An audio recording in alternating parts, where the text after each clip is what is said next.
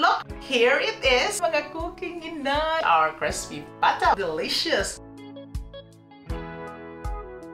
Hello everybody, welcome back to my channel, Cooking Ina Siargao. In this video, I am going to share how I make crispy pata or crispy pork legs. And our ingredient for our recipe are pork pata or pork legs. So we have two pata here. I asked to cut this one in the knee so that it's easy for me to cook, to put it in our pressure cooker or in our pot.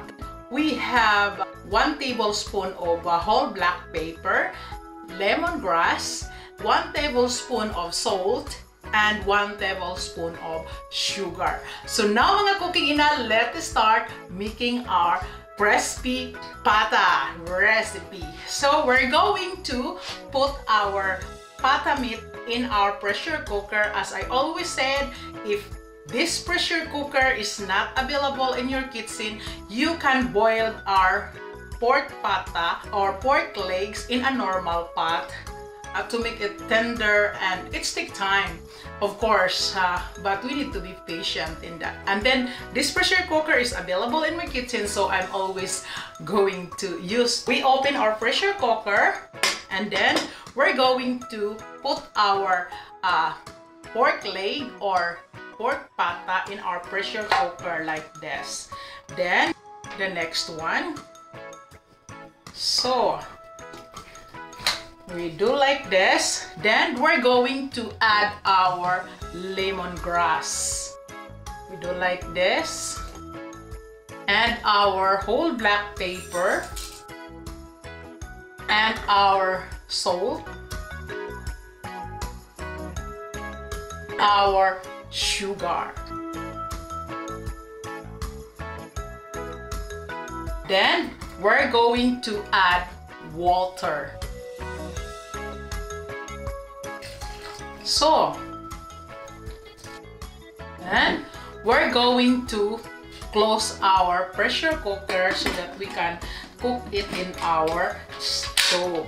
So now it's locked our pressure cooker, and we're going to put it in our stove, and then we need to cook this for 20 minutes to make it tender, our pork leg or pork pata. So we're going to put it in our stove, mga cooking ina.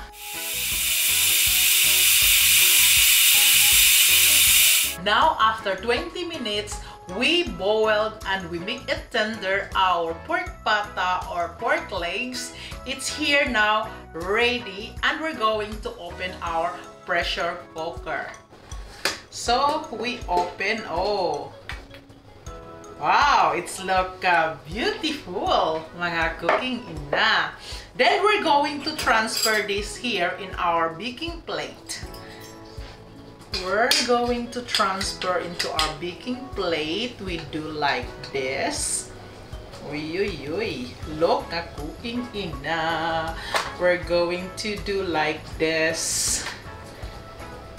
I prepare to cook this in the oven than to fry it in oil. But you can fry this one as well. You can cook this one by frying into a cooking oil. We need to dip well in this one, but I'm scared because it's lot of oil magsalpukan. So I prepare to continue cooking to make my crispy pata in the oven. So it's like this, mga cooking ina. See? Look, mga cooking ina. Then, we're going to sprinkle salt in this, mga cooking ina. We do like this. Salt. So. Then, and now mga cooking ina, we're going to put this into our oven, which is preheated 220 degrees Celsius for 1 hour until our pata look brown and ready to serve, mga cooking ina. So we're going to put this in our oven. And after 1 hour, see you, mga cooking ina. And now, after 1 hour cooking our crispy pata in our oven with a 220 degrees Celsius, here it's ready. Listen, mga cooking ina, you heard that? Very crispy, mga cooking ina. So now let's plate together. We plate this, mga cooking ina, like this.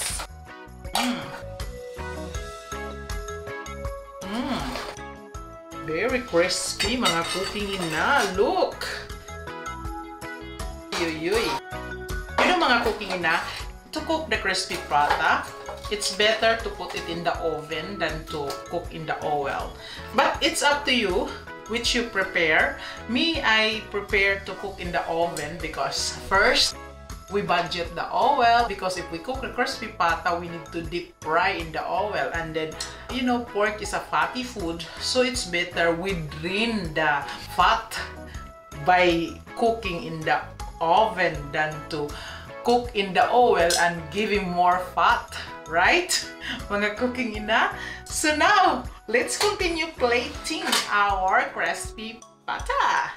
We put it in our plating plate and then we're going to garnish, of course, mga cooking ina, diba? So that it's look beautiful, our presentation of our crispy pata. We need to garnish to make it pretty, to express how delicious our crispy pata, mga cooking ina. So let's garnish, mga cooking ina. So I have spring onions here. We just sprinkle our spring onion just like that. Diba, mga cooking ina? We just do like this so that it's look pretty. Then, we're going to make a sauce, mga cooking ina. We just put that one there. I have apple. We need to put an apple. I have a green apple. So, we just do like this.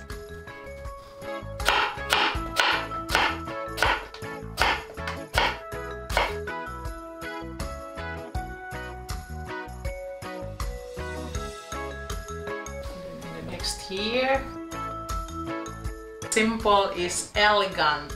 Oh, diba? I like to put apple in, especially in the fatty food. I like apple to dip it in a sauce. So, and we're going to make a sauce, mga cooking ina. We're using red onion for our sauce. We cut like this, dice cut. So, this is a red onion. So, then we put it in here. Do like this. So, then tomato.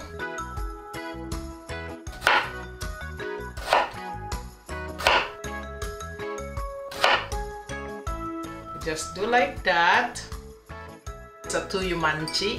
You can buy this one in Asian market. So we just do like this with the tuyo manchi because this one there is a calamansi already or lime. Then vinegar, spicy vinegar with a lot of chili. Okay, so we do like this, mga cooking ina.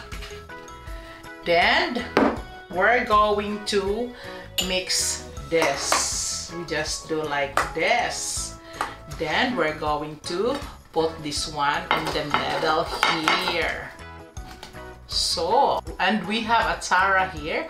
Atsara made from papaya, young papaya, with the sugar, lemon, or vinegar. That's the spicy we're using for the atsara.